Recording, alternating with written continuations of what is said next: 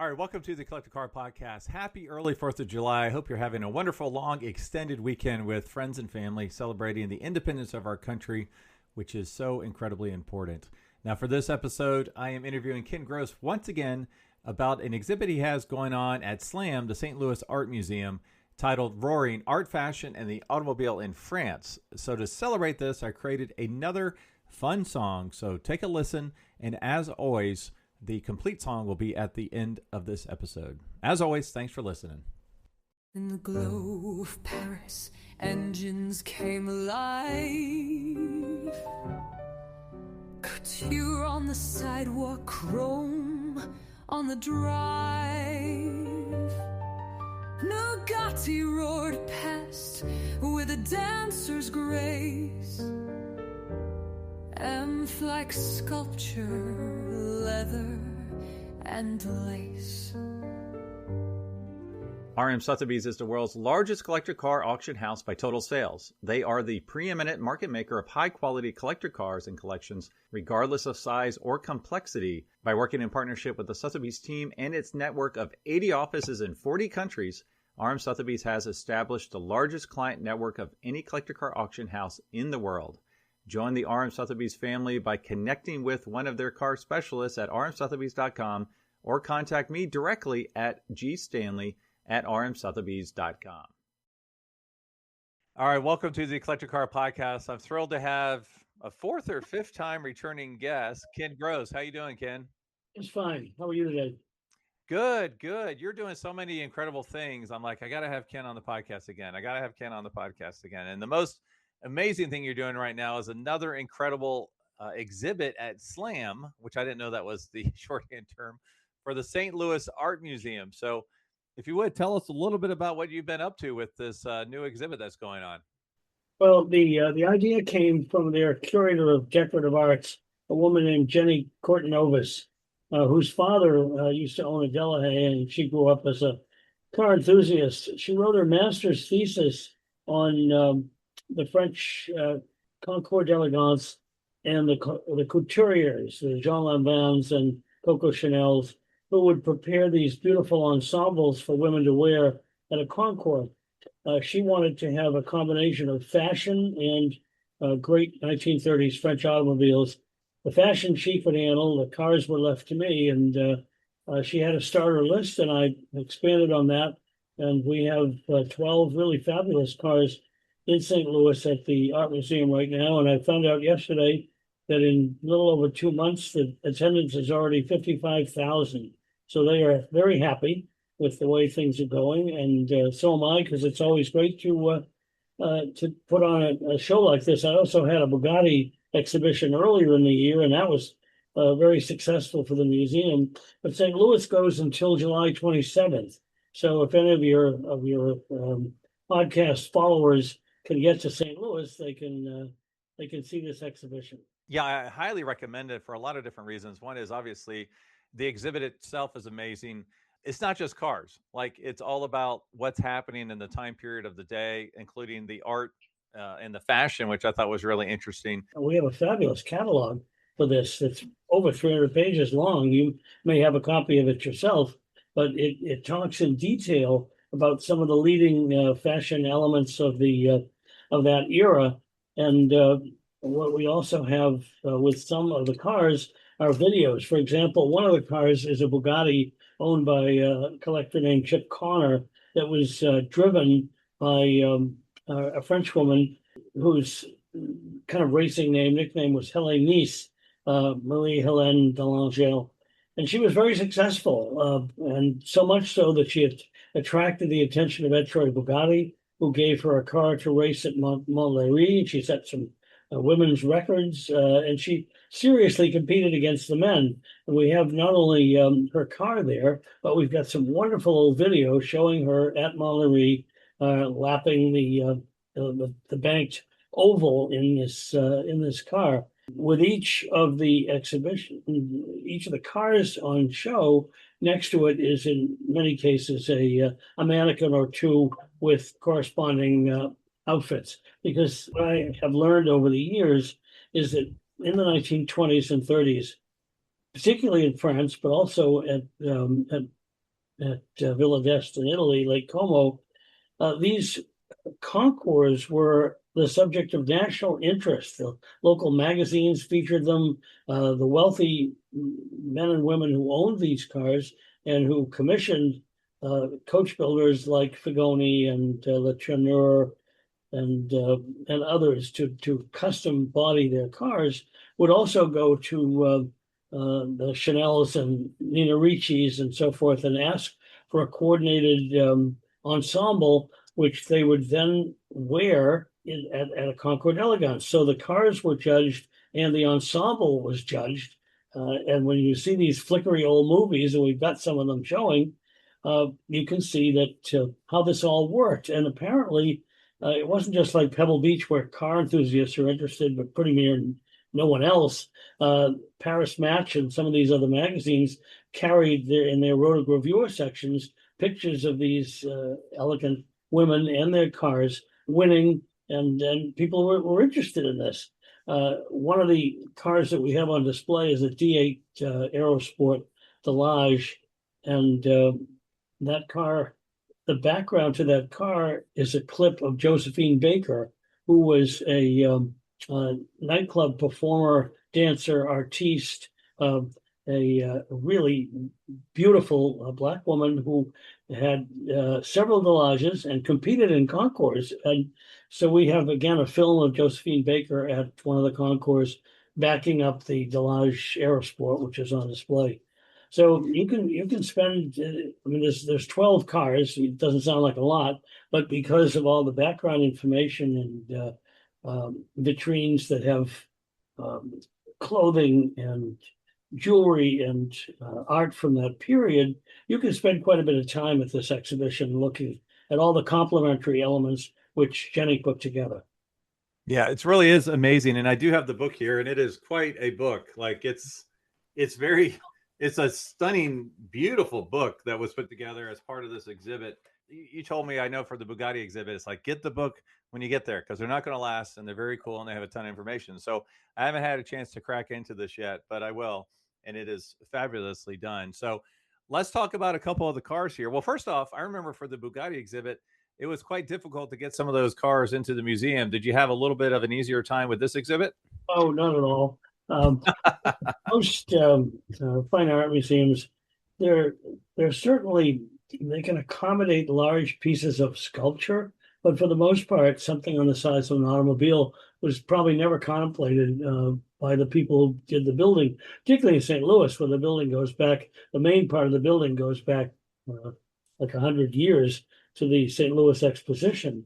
So we had to do some creative things. The gallery that we wanted to have for the cars and all the fashions on display is in the rear of the museum. There's 2 flights of steps that go up to it and a large set of doors. We had to build a platform that would accommodate a rollback. So the idea was that these reliable trucks would bring the cars. Each car would be loaded onto a rollback, which would then butt up to this platform. And I'm not an engineer or anything, but when we looked at it, I thought, well, this is the kind of thing we need. I didn't do a detailed drawing, but I did kind of a sketch.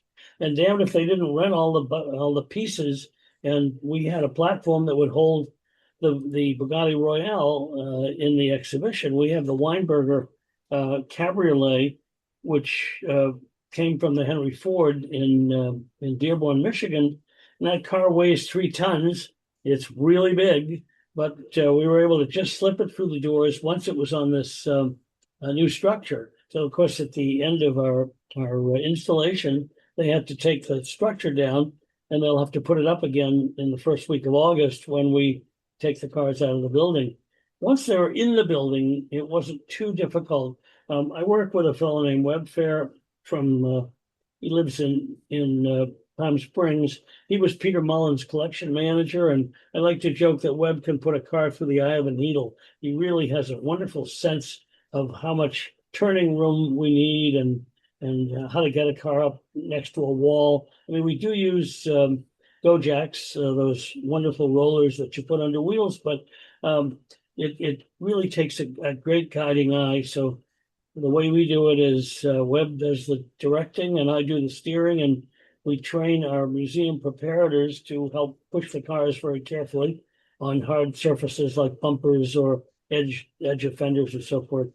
And I'm happy to say in 15 exhibitions, we've never scratched a car, so we must be doing something right. Yeah, no, that's great. And I'm glad you mentioned where it is because it really is in quite an amazing spot in St. Louis. I believe the 1904 World Fair took place there. And it's really cool because you actually have the St. Louis Zoo. It's not far away. It's all in the same kind of, park. You have Art Hill where people hang out and just chill out and see some of the sculptures. So really worth the destination, even beyond the actual art museum. Really, really nice stuff. Well, let's talk about a couple of the cars here because I know you've mentioned a couple offhand, but the 1923 Bugatti Type 32, the little tank, that thing is pretty amazing. And it's the first thing you see when you get there. It's not even in the exhibit. It's before you actually get there. And boy, that really grabs the eye of the little kids. Tell us a little bit about that car. The little kids were freaking out about that car. Well, that car in Bugatti history was a forerunner to the very famous Type 35, which won everything in Europe. It seemed the Grand Prix car, but this was Bugatti's experiment with aerodynamics, and he used an earlier chassis with a little straight eight motor. Everything is so tight on this thing that there's no firewall. So when you climb into the cockpit, you're basically sitting alongside the rear end of the engine. Everything is smoking and doing whatever engines do. The body shape itself is something like an airfoil. It looks like a cross section of a wing. It was somewhat aerodynamic, but I believe that it was a little unstable as well. Voisin had an aerodynamic car that they tried at the same time in the same race, and Jenny was able to come up with some wonderful video of the car and its maiden voyage, if you will. This is not the real car. It's got a lot of real Bugatti pieces on it, but the real one is in the Schloff Museum, the French National Motor Museum in Mulhouse. But they allowed Bob Sutherland to go in there many years ago. Bob has since passed away, measure everything, and build an exact replica, which he did. So that's what we have. But when I say replica, probably half of it is real Bugatti, and the rest, the body and so forth, is what Bob built. But it's cool looking, truly is. Yeah, I can't imagine driving this thing because it's right-hand drive, and then the shift pattern is crazy. So for my listeners here, if you picture an H, first is down to the right, reverse is straight up, second is up to the left, and so it's basically more than just backwards. It would be a difficult car to drive, I feel. Did you have any time in behind the wheel of that particular car? When I first started these exhibitions, we used to start the cars and run them off the trailers, and we don't do that anymore. It did allow me to drive a Ferrari GTO and the 3 Alfa Bats, but we feel that we're starting them for such a short period of time. We really don't want to run them. So now, if at all possible, we just push them. I have driven a Type 35, and it's a remarkably exciting, lightweight, nimble handling car for the period. This car was a couple of years earlier, so I have no basis of comparison really. So not all these cars are strictly French cars. I mean, you have an Alfa Romeo, one of the most iconic cars ever in this collection, 1930, 60, 1750 Zagato Spider. You've got a couple other cars. I mean, obviously. Okay. Well, the Hispano was made in Paris. And the reason we have the Alfa is because Alfa's showroom in Paris was this fabulous Art Deco affair, and several noted French artists drove 1500s and 1750s. So it's a little stretch, but that's why they're there. Everything else is French. Yeah, talk about the Hispano, because that thing is just really crazy. I mean, it's got a kind of a boat tail. It's called a skiff torpedo. Really nuts. That car originally had a body by Leon Guillet. And this is a recreated body because the old one just fell apart, but it's exactly like the way it was.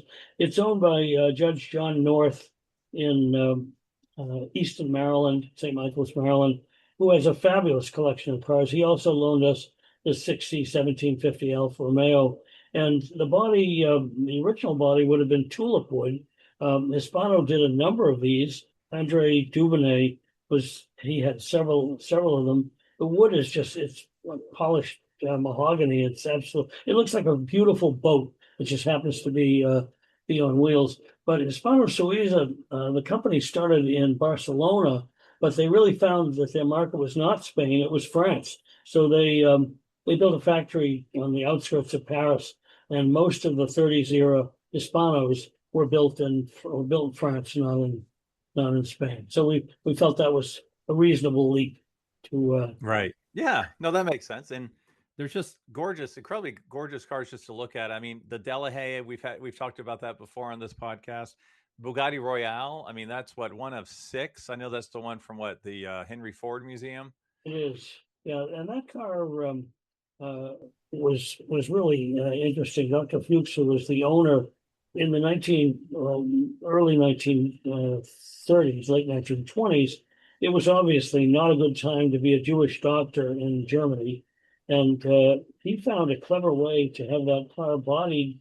He bought the chassis. It was bodied by Ludwig Weinberger in Munich, and it was really a way he used to get all of his money out of the country. They allowed him to subsequently get to part of the United States. Along the way, it was in Europe, and then it went to China. I can't make this up. And it came to Los Angeles. He drove it across the country and kept it on his estate on Long Island for many years until it was languishing at his estate, and the block cracked because of the freezing Long Island winters. And Charles Chain, who was the chairman of General Motors, had seen it at the Vanderbilt Cup races where it was on display, and so he bought the car. And they repaired the block, and it found its way to the Henry Ford, and they were really kind to loan it. They do not let this car out much. I'm just very grateful to them for making it available. If you've never seen one in person, honestly, this is the only one of the six I've ever seen in person, and it is absolutely massive. It's like it's a scale size bigger than any other car you probably have ever seen. 21 feet long. The engine's 12.7 liter straight eight engine, just incredible. Now, wasn't that gifted to the museum back in like 58 or something, a long time ago, right? Oh, yes, yeah, it was, and it does run. We did not run it, of course, but it's capable of running. The induction system is different from what Bugatti did, chain fitted modern carburetors, but we don't lift the hood on it, so it doesn't much matter. In 1994, the Pebble Beach Concours had all of the Royales on display, and this car, of course, was there. Etchery Bugatti wanted to sell these cars to royalty, hence the La Royale name, and he flirted with a number of them. King Michael of Romania, I guess, came close to buying one, but it's said that Bugatti liked to invite his important clients to come to his own hotel, the Ostelleria de Pourcin, that was on the premises in Molsheim, and it said that if he didn't like your table manners or how you were as a conversationalist, he might not sell you a car. And apparently this happened to King Zog I of Romania. It's another thing I can't make up. But there was King Zog, and Bugatti didn't care much for King Zog, and he didn't sell him a car. And so That's probably, yeah, for that poor king, that's probably what he's most known for, honestly. That's crazy. So the website is slam.org. You can check it all out. I have to ask, so there's 12 cars in here. You're an expert of experts. Of the 12 cars, which one's your favorite? Well, when people ask Jay Leno this question, he always says, which one of your children is your favorite? But if I had to have, it's really tough. For me, it would be between the Talbot-Lago T150 coupe and the Delahaye. I just think that both of them, each in a slightly different way, and they're both by Fagoni, but the voluptuousness, the Paris gown on wheels kind of thing that these cars epitomize.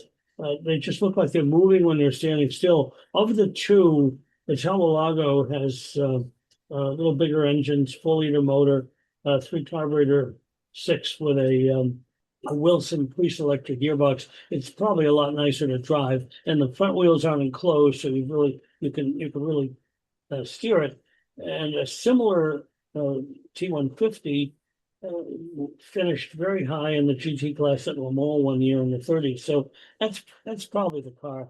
I don't think I'd ever tire of looking at it. I agree with you on that. I think I might go more for the Delahaye just because I think I would be a little claustrophobic in that Talbot. Looks a little tight. Now, the Delahaye has a wonderful feature that Fedoni designed. The windshield can be cranked up and down. There's a little series of gears at each windshield post, and there's a central crank in the right in the middle of the scuttle, and you literally can turn it, and the windshield will go up and down. So the same feature is on the Shah of Iran's Bugatti, which we have as you enter the exhibition. The car that was given to the Shah in 1940 when he married King Farouk's sister, and the government of France, I'm sure, wanted to keep the oil flowing. So their gift to the Shah was this Van Voren-bodied, beautiful Bugatti Type 57C. So that car. Yeah, it is absolutely. Both of those cars are stunning. Now, how difficult is it to turn in those cars with the enclosed front wheel arches, fenders? It's very difficult, but the Gojeks, it'll sound like a commercial for Gojeks, but if you're really careful with them, because the lever arm sticks up, you want to make absolutely certain that it's not going to hit a fender or a wheel. But when you carefully place them on, you can turn a car on its own axis. I mean, they're very maneuverable and much safer than trying to crank the steering and have everybody pushing at the same time. And so Right. Yeah. You don't want to dent the bodywork either. You know, some of these are probably pretty fragile. I don't even use the word dent in these exhibitions. All right. So we've covered the exhibit. I know you've been hopping all over the world judging. Where can people find you next? What events are you attending? Well, believe it or not, I'm not going to a number of the events this summer that I used to go to, just because I started the year with so many of them, and I'm hard at work on several book projects. But Pebble Beach, I guess, is really next. This will be my 35th year judging at Pebble Beach, and Wow. I curated a class of Moretti sports cars, which are not seen very often, and these are really handcrafted, great Italian cars. Contrary to a lot of Italian specials, they don't have, at least in the beginning of the Moretti production, they have Moretti engines. They don't have Fiat motors. Toward the end, he used some Fiat engines. But I'm also working with Peter Larsen, the noted Danish writer, on 2 classes of Virgil Exner's show cars from the 1950s. So we have a fabulous Exner display going on. And on Thursday of Pebble Beach, I'm hosting a forum with a number of folk designers to talk about Virgil Exner and his contributions. And he, of course, was kind of the father of the Finn. Even more so than Harley Earl. So we'll talk about Exner and what a brilliant man he was. So Pebble's next. This year I'm driving my 40 Ford Coupe with an Oldsmobile engine in it up to the Race of Gentlemen in Wildwood, New Jersey. A little bit offbeat from a guy who has been in the Classic Car Club of America for over 60 years, but I'm very ecumenical. I like all kinds of cars and I love hot rods, so I'll be there. Yeah, that's awesome, man. Well, as always, I appreciate your time for being on the Collector Car podcast. And next time I hear of one of your exhibits or something else fun to talk about, I'll be sure to hit you up to be on. I'm always happy to talk, Greg. Thank you. In the glow of Paris, engines came alive. Couture on the sidewalk, chrome on the drive. Bugatti roared past with a dancer's grace, like sculpture, leather and lace. The city lit up like a midnight stage. Speed and style turned every page. They were roaring through the Rive Gauche, scarves in the wind, heels on the approach. Hispano-Suiza in the mirrored shine, Talbot-Lago in a grand design, wheels spun like brushes in Parisian air. The roaring, the soaring, the gasoline dreams were metal met magic in fashion magazines. Wheels spun like brushes in Parisian air. The roaring, the soaring, the gasoline dreams were metal met magic in fashion magazines. Perfume on gloves, silk stitched by hand. Oh, velvet lined doors and mahogany trim so grand, with headlights like jewelry and grills full of pride. Elegance with the city on a midnight ride. A Picasso sketched lines while Delahaye sped. The art wasn't hung, it was driven instead. In every machine, a designer's delight, built to be fast and dressed for the night. They were roaring through the golden age, 1,000 cafes, 1,000 parades. When elegance raced on 4 spinning wheels, and every sharp turn gave you something to feel. They were roaring through the golden age, with every street light a smart lighted stage. The roaring, the soaring, the smoke in the scene of 1930s France in a fast mood.